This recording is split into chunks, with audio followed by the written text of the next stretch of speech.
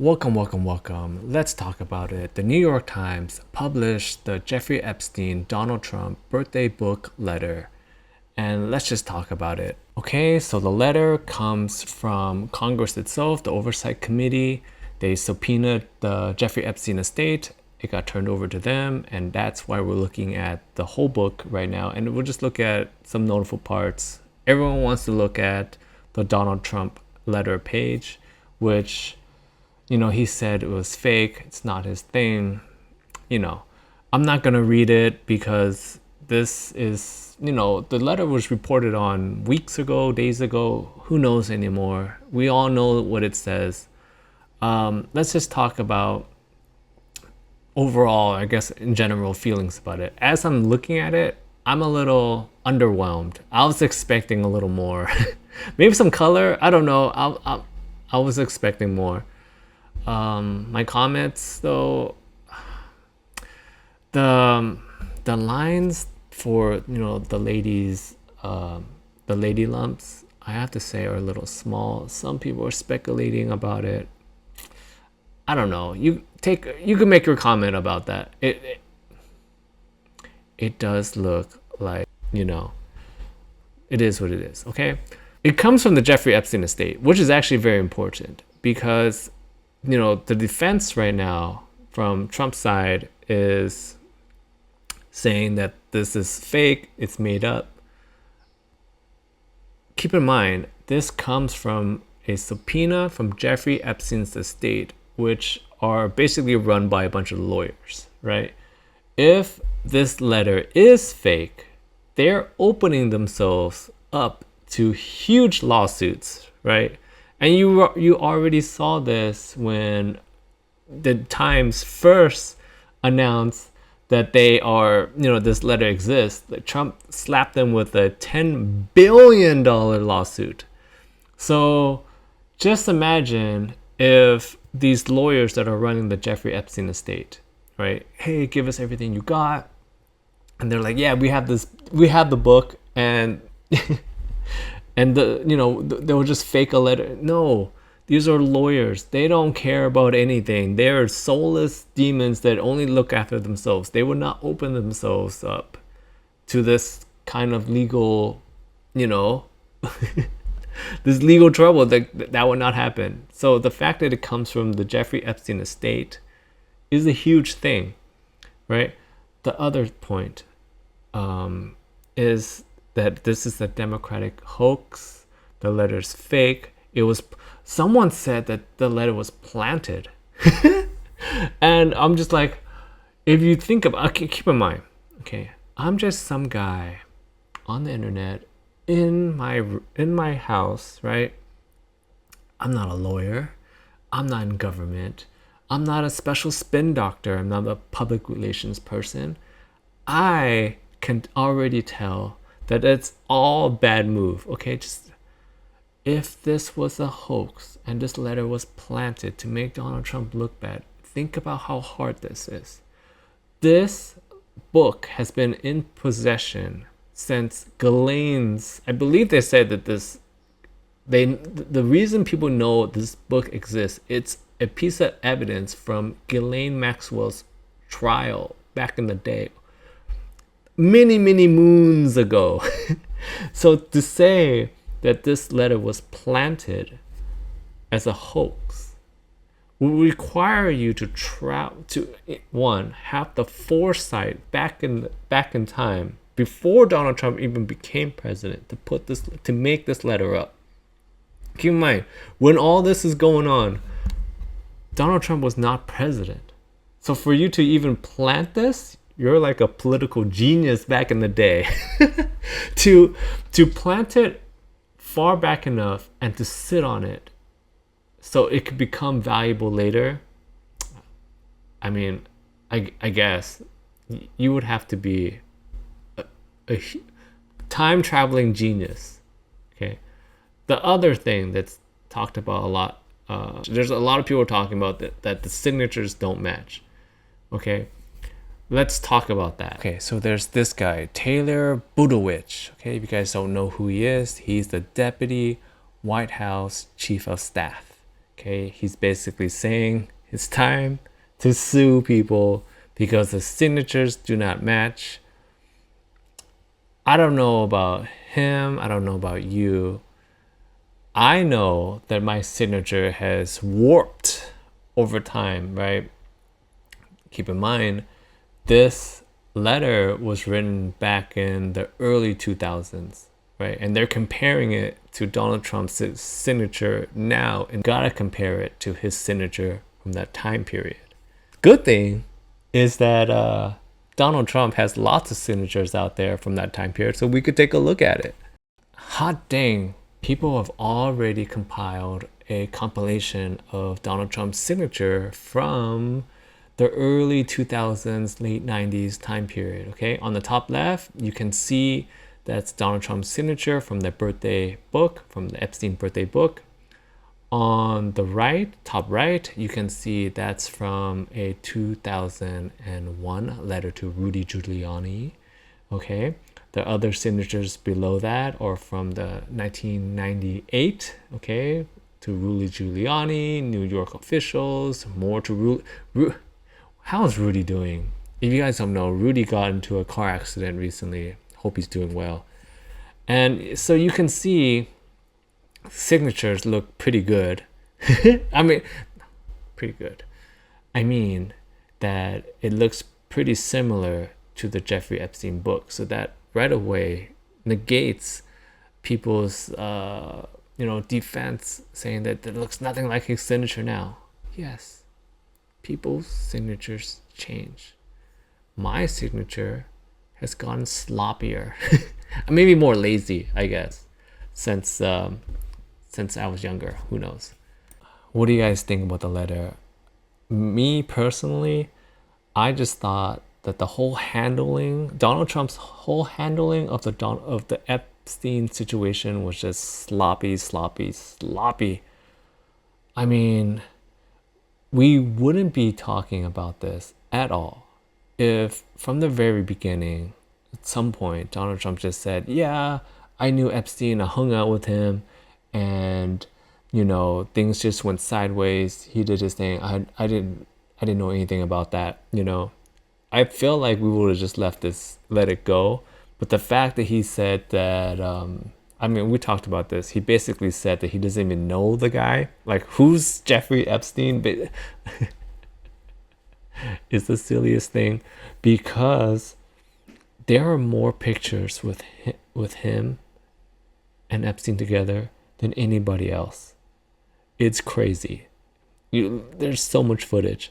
Like, he tried to divert it to Bill and other people. Yeah, nobody cares about Bill.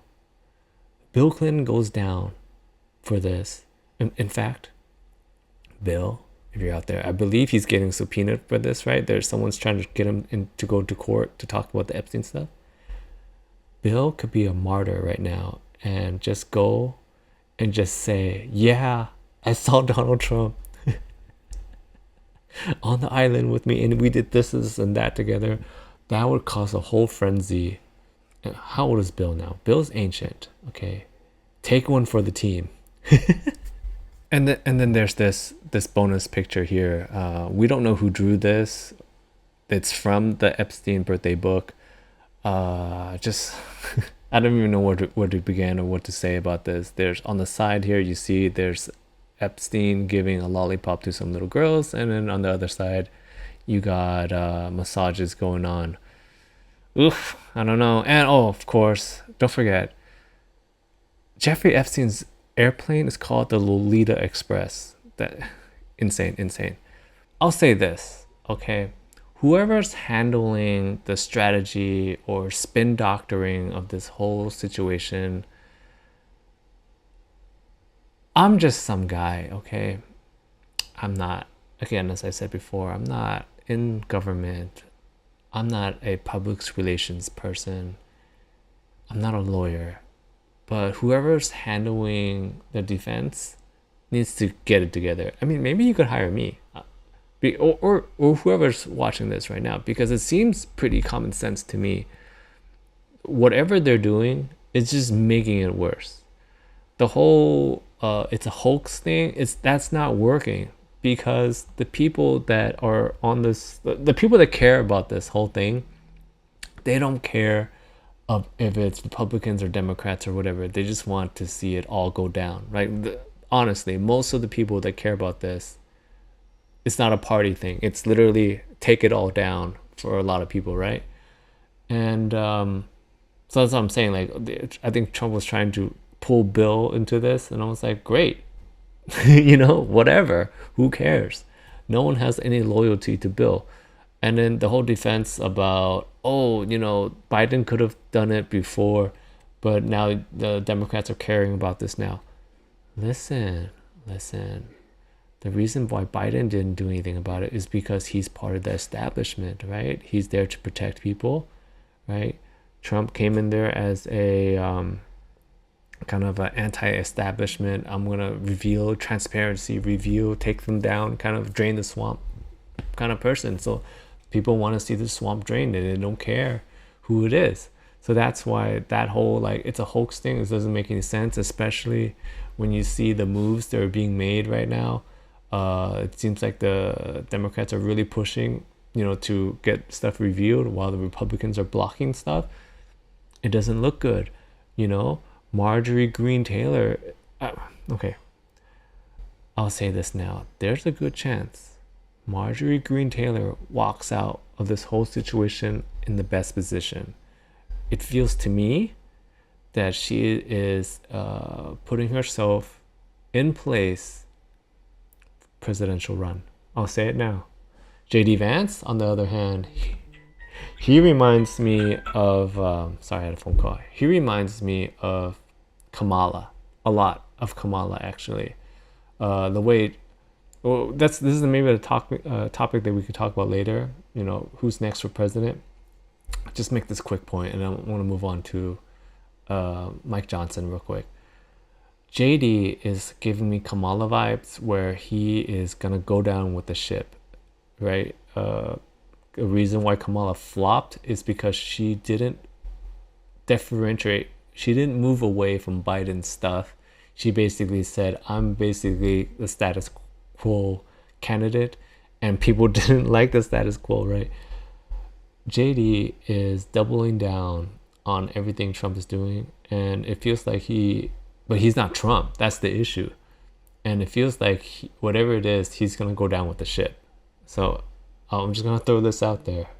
It feels like Marjorie Greene Taylor could be the new face of the Republicans, as she is positioning herself to be on, releasing Epstein stuff, while the rest of the Republicans are for status quo. Just throwing that out there. Okay. Michael Johnson. His defense was insane. Can we talk about the Donald Trump FBI informant defense? That what Epstein did is a hoax. It's a terrible, unspeakable evil. He believes that himself. When he first heard the rumor, he kicked him out of Mar-a-Lago. He was an FBI informant to try to take this stuff down. The president knows and has great sympathy for the women who have suffered these unspeakable harms. It's detestable to him. He and I have spoken about this as recently as 24 hours ago. Now, Mike Johnson eventually walks it all back, but let's talk about it from this point, and then I'll play it when he walks it back later. But let's talk about it from this point, because he said, I just talked to Donald Trump about it 24 hours ago. So, I mean, he's the only one that says that Donald Trump was an FBI informant. And I understand the angle that they're trying to go, or the thought process behind this. But again, sloppy. It doesn't make any sense, because if Donald Trump was an FBI informant, who do you think is going to break that news to American public? Do you think Mike Johnson will be the one to break that to us? No. Donald Trump will be the first one to let us all know that he's an FBI informant. It could be part of his bid for the Nobel Peace Prize. Who knows? But I'm just saying, there's no way that he keeps that a secret to anybody. Literally, again, maybe I'm speculating. I'm just saying, based from what we've seen of Donald Trump, he would be the first person to let anybody know that he's with the FBI. He'll probably shake hands with somebody and be like, I'm part of the FBI. So I don't know. The FBI thing is silly. Let's play Mike Johnson walking it back, because that was crazy too. What do you mean by the FBI? What I was referring to in that long conversation was what the victim's attorney said. More than a decade ago, President Trump kicked Epstein out of Mar-a-Lago. And he was one of the only people, one of the only prominent people, as everyone has reported, not President Trump, but everybody about him, that he was willing to help law enforcement go after this guy who was a disgusting child abuser, sex trafficker, all the allegations. That's what they heard. So the president was helpful in that. I don't know if I use the right terminology, but that's common knowledge, and everybody knows that. So this is much ado about nothing. Did the president tell you this specifically about his involvement? I was recounting what others have said. The president and I have talked about the Epstein evils many times. He's just disgusted by it. Okay, so he walks it back. It's just common knowledge. Everybody knows. Common knowledge, guys. I mean, it doesn't help that earlier, was this a few days ago now? Everything goes by so quickly. It's hard to keep track now because it feels like months have gone by, but it's actually been like days or weeks. Just a few days ago, Donald Trump said that he kicked Epstein out because he stole some spa workers from him, stole staff. That was the reason why. So it's so hard. Everyone, okay, again, they need to hire somebody to sit them all down and get them all on the same page and make it make sense. I think that's the main thing right now. Make it make sense.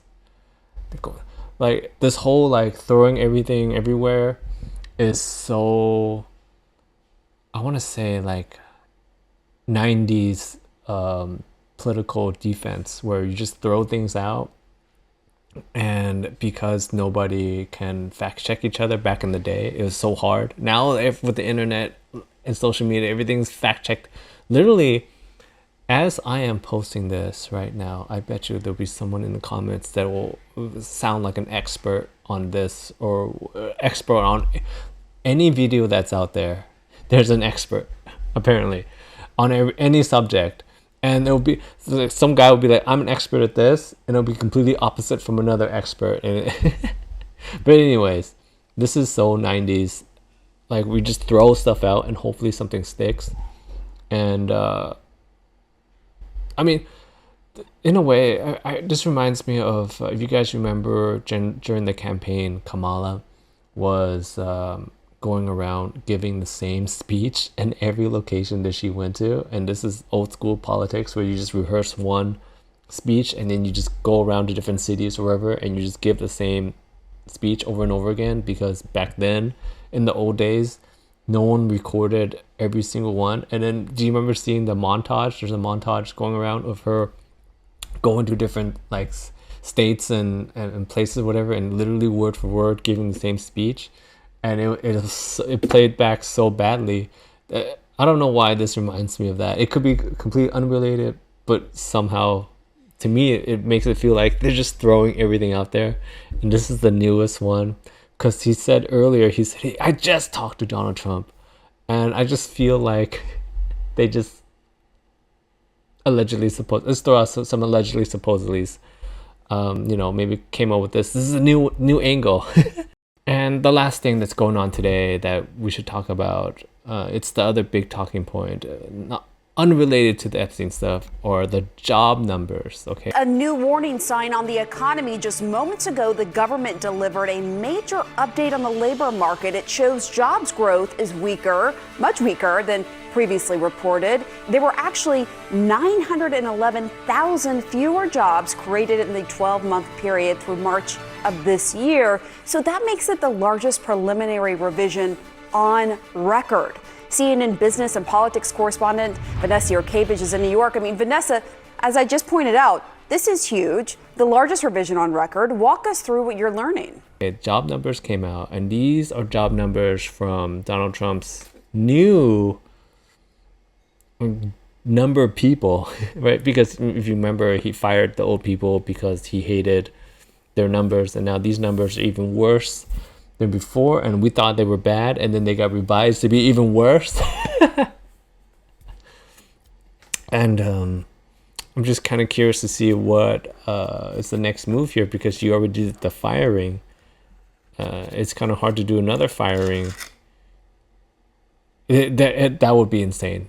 That would be insane if he fired this person too. And like, you just keep on firing people to get the numbers right. Hey, Donald, I know there's a low chance that you're going to be seeing this, but I'm just saying, if you're hiring just random people, hire me. I will give you the numbers that you want. I bet you anyone out here will be more than willing to get a nice cushy job to give you the numbers that you want, because job numbers are so low right now that I mean, I literally talked about this weeks ago, saying that the only people that are really hiring, this is what it feels like, is ICE. And have you guys seen the compensation package to become an ICE agent? It's pretty sweet. It's nice. They're like, sign-on bonus, student loan forgiveness, full-on benefits, and they're having trouble getting ICE agents, and they're hiring like hundreds and thousands of ICE agents. I saw this thing, they're saying that literally you can go into a interview and they will give you a job offer on the spot.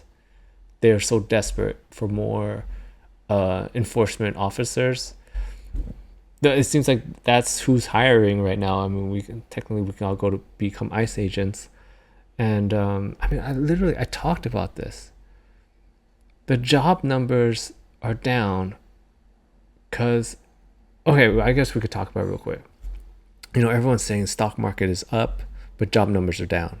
And they're like, oh, make it make sense. I'll break it down very simple to you, okay? Stock market is going up because these companies are making tons of money right now by getting rid of people. They're not, back before, stocks would go up because they got a lot of sales, like those look good. Like they got a lot of customers, they're raking in tons of money. No, right? This is what's different. Stocks are up because these companies are making tons of money, getting rid of workforce. They're consolidating. AI is coming in and basically we talked about this, like AI is coming in and gutting jobs, and no one seems to be doing anything about it. It seems like they're trying to go back to old school manufacturing. And I'll say this: learn a lesson from Trump term 1. And I've talked about this quite a few times. If you remember, in Trump term 1, the coal thing was huge. Remember, he said, I'm bringing back clean coal. And there was a big financial package that was given to coal companies in Trump term 1. And they were supposed to bring back coal jobs. And what did these coal companies do? They didn't bring back any of these coal jobs. They took the money that the government gave them, and instead of hiring American workers to go into the coal mines, they just bought more machines, the digger machines or whatever they're called, and they just bought more of those and had those run into the tunnels and got coal, and didn't hire any additional people. And that's literally what's going on right now with AI, and no one seems to care. Have you seen a McDonald's? Literally, if you go to a McDonald's in the 2000s, 90s, whatever, before now, there used to be like 20 people on shift, right, at a McDonald's. Now it seems like there's like 3 people at McDonald's. Go to your McDonald's, there's like 3 or 4 people. Right now, the person that does the ordering at the drive-thru is like doing the orders at the drive-thru, giving you a receipt, getting drinks, like flipping burgers. Like they're doing like 80,000 jobs at the same time. And that's what all these companies are doing right now. They're having one person basically do 80,000 jobs because AI makes everything so much faster, and they're just cutting jobs everywhere. They're just saving so much money here and there. They don't need additional customers to make up for the lack of spending right now, because they're saving even more by cutting all kinds of different people out there. So that's all I want to say about the job reports. Like, duh. I guess either we're all gonna become ICE agents and try to deport each other. That would be a fun game, by the way. Or I guess I don't, okay, maybe another side tangent. This also reminds me of that initiative that was in during the Obama time. That was this Obama time? It was completely silly. The truckers for coding, or the coding for truckers, where they're trying to teach truckers coding and